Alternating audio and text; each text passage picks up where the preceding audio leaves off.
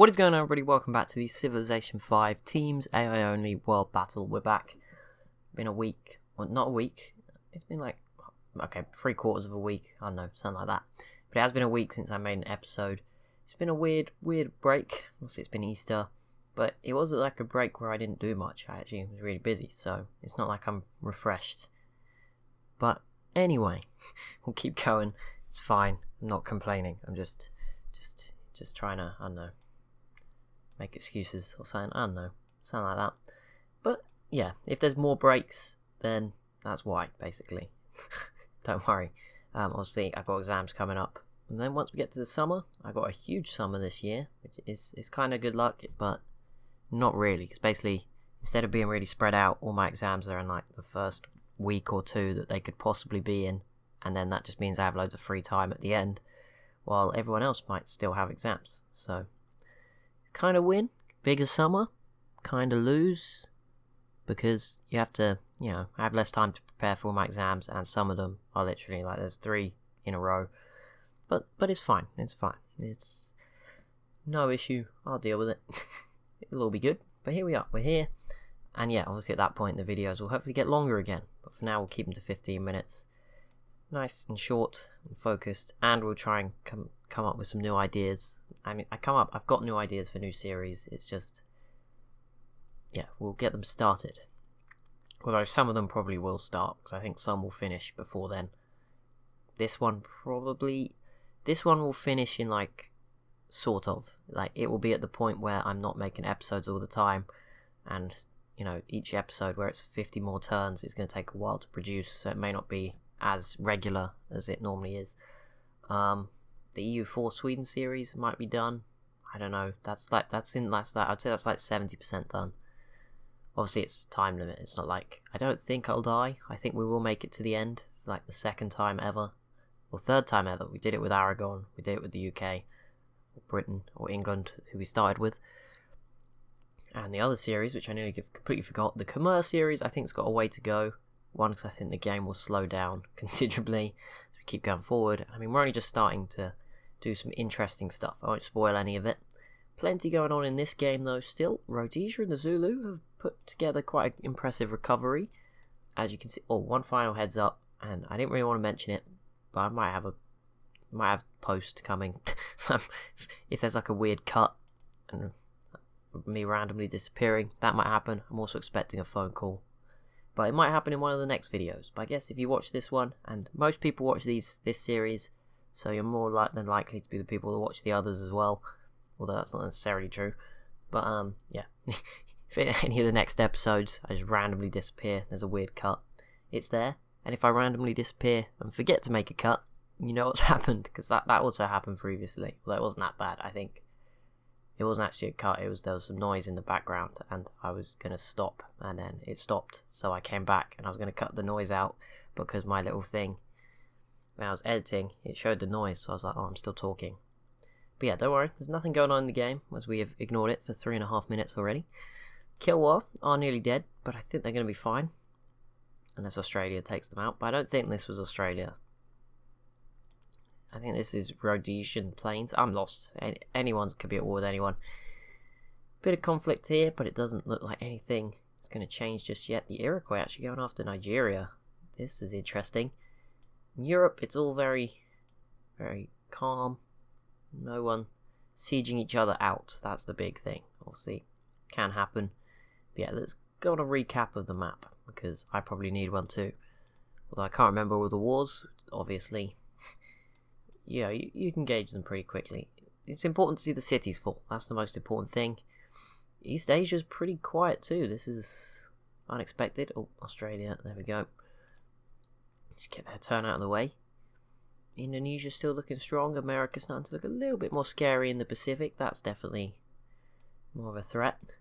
Australia and New Zealand still here, just having a good time. Biggest city in the world. Wellington at 40 population still. Sydney's getting up there.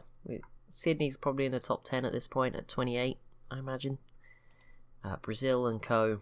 just not interested in fighting each other at the moment, and that's probably a good idea, because I think America and the Iroquois probably a little bit too far ahead at this point to be caught.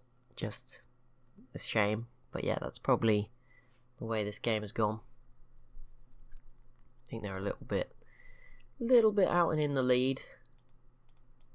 There is not that much going on. Gee, there is literally one city being sieged, and that is Kilwa. Okay, make that 2 now. But this will be interesting. I don't think even the Iroquois won't be able to hold on to this. The Songhai can definitely win it back for them with their land units, which are pretty safe. Whereas obviously, big issue is that always happens. The Iroquois will use a melee boat to take it, and I said they don't actually have any melee boats here. They'll use like the infantry and the tank to take it. And then the tank will be in the city when the Songhai take it back. That kills the tank. Then it will happen again with, say, the infantry. And then it will die. And then that will be it. They won't have any more melee units. It will be the end of any hope. And yeah, the Songhai just has plenty more melee units. Because obviously this is their land. They haven't had to send them across the sea. They can reinforce quicker. It's just all around easier. Russia v Ethiopia. I mean, it's close. But it's not quite close enough to have an impact just yet. Let's see what Russia can do. Can Russia and Poland bring this back? They are still very strong. Obviously getting nuked a lot didn't help. But they only lost a couple. Yeah, one city to Mongolia. The issue is Mongolia being very smart. Popped another city here so they can build more units. Put a citadel. So next time there's a war, they won't have to fight through the mountains. They can put almost all their units, quite a lot of them, into this area and get off to a much better start. Moscow, obviously, one of the biggest losers of that war. Warsaw, so going to have to carry the team. Krakow as well. They do have a lot of strength up towards Scandinavia and in the Baltic Sea, although these submarines aren't that useful. Still plenty of, average sized cities here that can contribute at the very least. Even this one's at 17, despite not quite being on the coast. I mean, St. Petersburg's at 22, which isn't bad. Istanbul, 15. They have annexed all of them now, Russia, apart from Ankara and Manchester as well. But yeah, apart from that, they can just build units everywhere. They should be fine. France still here. Not really winning any awards, them and Spain. Pretty average performance. It looked like there was a time it was going to be good, but it fizzled out. New Zealand v Ethiopia. That means this Australian boat could actually take this city here. Someone is still bombing it. I assume it's Rhodesia. I might be wrong. I don't understand who it could be, because no one has vision, so I assume Rhodesia has a spy in there, and they're bombing it with planes. No one else's planes can reach. I don't think Arabia are on a war with Ethiopia. They're all in Mercuria. So again, it's not them. It's not going to be Indonesia. Obviously, they took one city off Ethiopia. Pretty small one. This city's also available, so it makes Australia grab a couple. And to be honest, Ethiopia don't really have a way to get them back. They are pretty focused right now on what was defending from the Songhai. That doesn't seem to be a threat anymore, because they're more interested in holding off the Iroquois. Very interesting. Rome and Greece still making it. They won't be the weakest team to make it till the end, if they make it to the end. Maybe they will be the weakest team. Although, that's a hard one, actually. Who is the weakest team?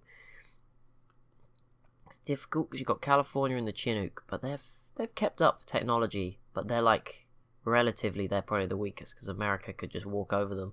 But they actually both have infantry. And California have a lot more here. But yeah, I don't think that's going to matter. Egypt declared war on Siam. That kind of matters because they border. But Egypt is kind of busy. So it's probably not the end of the world. And again, Mongolia v Ethiopia doesn't matter too much. Although, is there an Ethiopia? Maybe this city could fall to China. But again, I don't think they have access or a way out past Vietnam and Korea. So it doesn't matter. Actually, they can go. Yeah, they don't have access through Vietnam. So they can't get out just yet. No open borders there. Another Siamese city here. I think they settled that a while ago. We did note it, but there you go. Spotted again.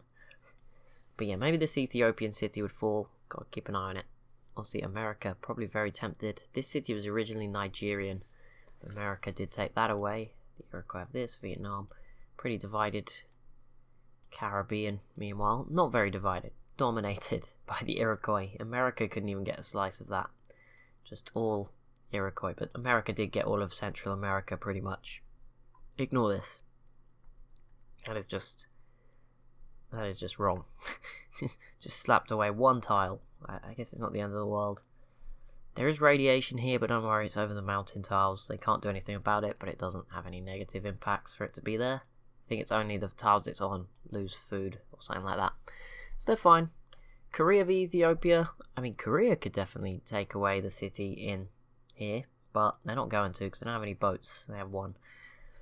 the Celts v California, the Huns v California, and Indonesia v California. That was a lot of wars. Indonesia could probably do this if they like committed everything to it, but they're busy all over the world at the moment fighting Ethiopia as well, so that's probably not going to happen. And yeah, Australia, they may come out of this with 2 cities. They actually have another battleship here. I didn't know where that came from. If that helps attack this city, destroyer can come over, take that. Maybe Australia would eliminate Kilwa. But yeah, it's hard. When I was saying weakest team, it's kind of hard because obviously the Sioux are the weakest, but can you call them a team? Because they're on their own at this point. And obviously Ethiopia are probably about to be on their own. So it's kind of harsh to call them a team. Really? But you know, guess we got to do it. Year 2002. Wow. We are flying through towards turn 450. Nice. Very nice. Who knows what happens then? Just gets crazy. Like I said, this is our one chance to get to... Ooh, this is our one chance to get to 1 civ remaining.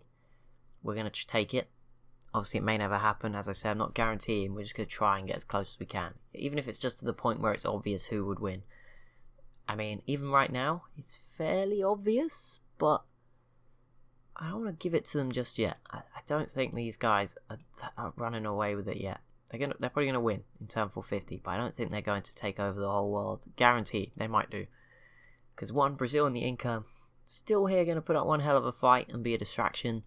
And all of the coastal nations are probably strong enough to hold them off. Like, they would need to get a big foothold. The UK and the Celts would put up a big fight.